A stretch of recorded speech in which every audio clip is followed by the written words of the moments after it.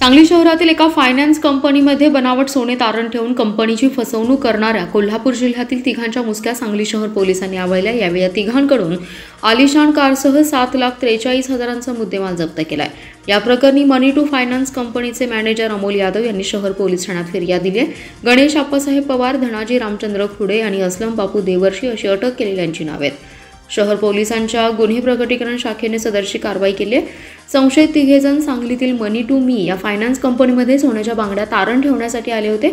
यावेळी शहर पोलीस ठाण्याच्या गुन्हे प्रकटीकरण शाखेचे कर्मचारी संदीप कुंभार आणि विशाल कोळी यांना माहिती मिळाली की वसंतदादा पाटील शासकीय रुग्णालय परिसरात असलेल्या फायनान्स कंपनीमध्ये संशयित तिघेजण बनावट सोन्याच्या बांगड्या या खऱ्या असल्याचं सांगून तारण ठेवत आहेत। मिळालेल्या माहितीप्रमाणे पथकातील कर्मचाऱ्यांनी त्या ठिकाणी तातडीने जात संशयितांना ताब्यात घेतलं। त्यांच्याकडे कसून चौकशी केली असता सदरचं सोनं हे बनावट असल्याचं त्यांनी सांगितलं। यावेळी त्यांच्याकडून 2 बनावट सोन्याच्या बांगड्या, कार आणि मोबाईल असा एकूण 7,43,000चा मुद्देमाल जप्त केलाय। या बनावट सोने प्रकरणी अटक करण्यात आलेले गणेश पवार, धनाजी खुडे हे दोघेजण पोलिसांच्या रेकॉर्डवरील गुन्हेगार आहेत। या दोघांनी कोल्हापूर जिल्ह्यात बनावट सोने तारण ठेवून फसवणूक तसेच अनेक गंभीर गुन्हे दाखल केले असल्याची माहिती पोलिसांना मिळाली।